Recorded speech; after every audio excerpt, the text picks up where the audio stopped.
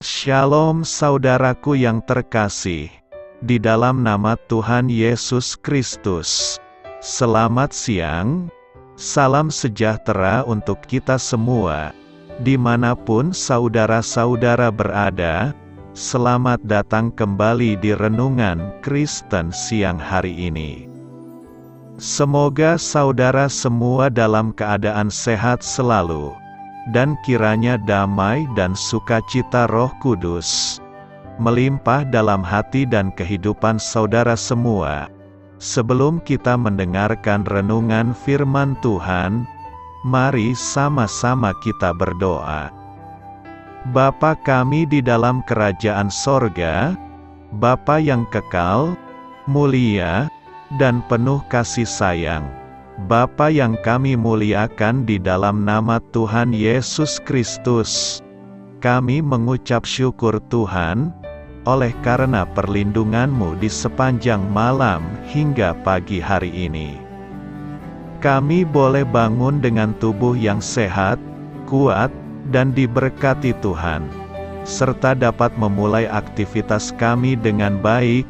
Pada siang hari ini, kami mau mendengarkan firman-Mu. Berbicaralah ya Tuhan, jamah hati kami, berikan kami pengertian untuk dapat memahami firman-Mu, dan dapat kami lakukan di sepanjang kehidupan kami. Terima kasih Tuhan, di dalam nama Tuhan Yesus, kami berdoa. Amin.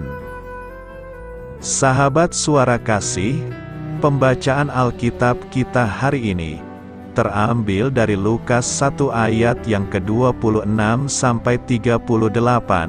Lukas 1 ayat 26 sampai 38. Dalam bulan yang ke-6, Allah menyuruh malaikat Gabriel pergi ke sebuah kota di Galilea bernama Nazaret, kepada seorang perawan yang bertunangan dengan seorang bernama Yusuf dari keluarga Daud.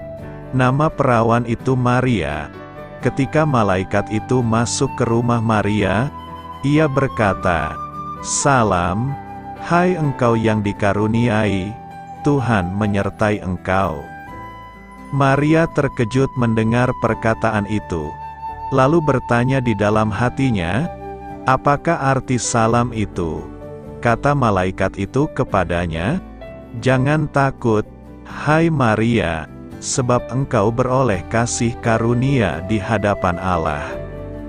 Sesungguhnya engkau akan mengandung, dan akan melahirkan seorang anak laki-laki, dan hendaklah engkau menamai dia Yesus. Ia akan menjadi besar, dan akan disebut Anak Allah yang Maha Tinggi, dan Tuhan Allah akan mengaruniakan kepadanya tahta Daud, bapa leluhurnya. Dan ia akan menjadi raja atas kaum keturunan Yakub sampai selama-lamanya, dan kerajaannya tidak akan berkesudahan." Kata Maria kepada malaikat itu, "Bagaimana hal itu mungkin terjadi, karena aku belum bersuami?" Jawab malaikat itu kepadanya, "Roh Kudus akan turun atasmu, dan kuasa Allah yang Maha Tinggi akan menaungi engkau. Sebab itu anak yang akan kau lahirkan itu akan disebut kudus, Anak Allah. Dan sesungguhnya, Elisabet, sanakmu itu, ia pun sedang mengandung seorang anak laki-laki pada hari tuanya, dan inilah bulan yang ke-6 bagi dia, yang disebut mandul itu. Sebab bagi Allah tidak ada yang mustahil." Kata Maria, "Sesungguhnya aku ini adalah hamba Tuhan, jadilah padaku menurut perkataanmu itu." Lalu malaikat itu meninggalkan dia. Sahabat suara kasih, ayat emas renungan kita hari ini adalah Lukas 1 ayat 43 sampai 45. "Siapakah aku ini, sampai ibu Tuhanku datang mengunjungi aku?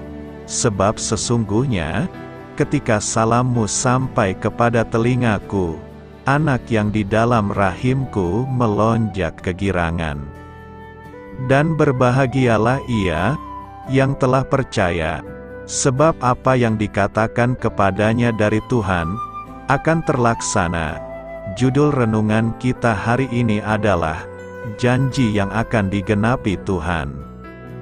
Ditulis oleh Cindy Hes Kasper, sahabat suara kasih.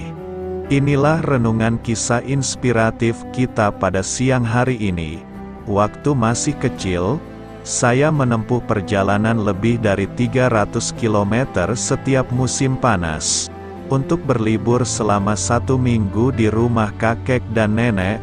Setelah dewasa, barulah saya menyadari betapa banyak hikmat yang saya terima dari kedua orang yang saya kasihi itu.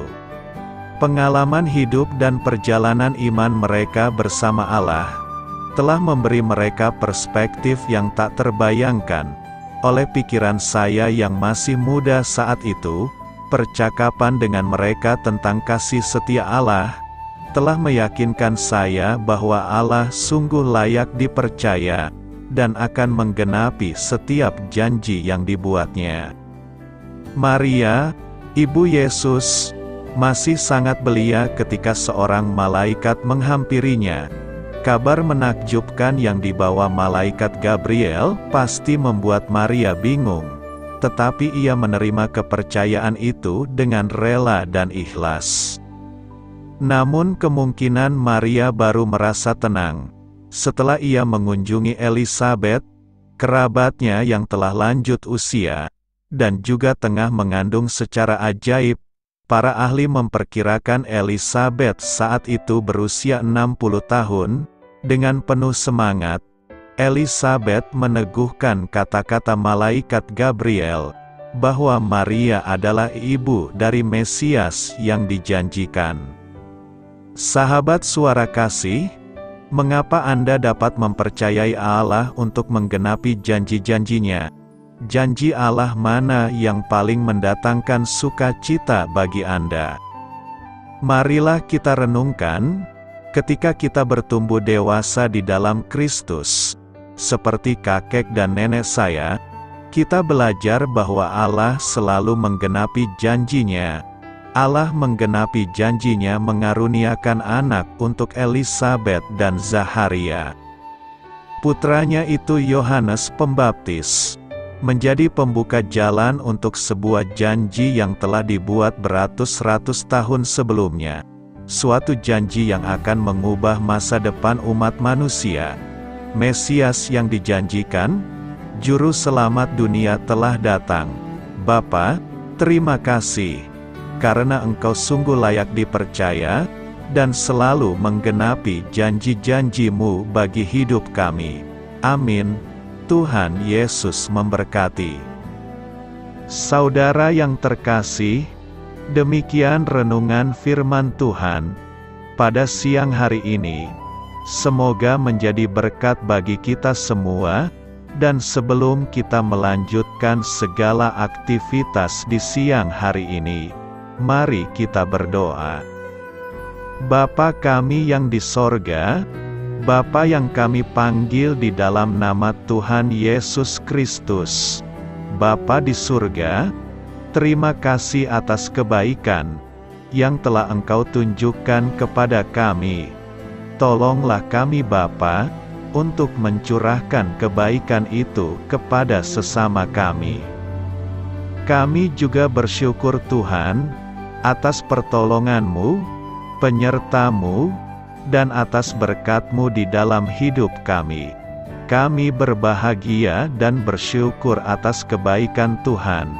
Pada siang hari ini, tak berkesudahan kasih setia Tuhan. Tak habis-habisnya rahmat-Mu, selalu baru setiap hari. Besar kesetiaan-Mu Tuhan di dalam hidup kami. Terima kasih buat firman-Mu. Pada siang hari ini ya Tuhan, kami mau selalu belajar, dan terus belajar tentang firman-Mu. Firman-Mu yang menguatkan dan meneguhkan iman kami, firman-Mu yang mengubahkan hidup kami. Kami mau berjalan bersama dengan Engkau di sepanjang kehidupan kami. agar kami tidak tersesat di dalam dunia ini. Kami mau melakukan firman-Mu ya Tuhan, di sepanjang kehidupan kami, agar kami menjadi kuat berjalan bersama dengan Engkau.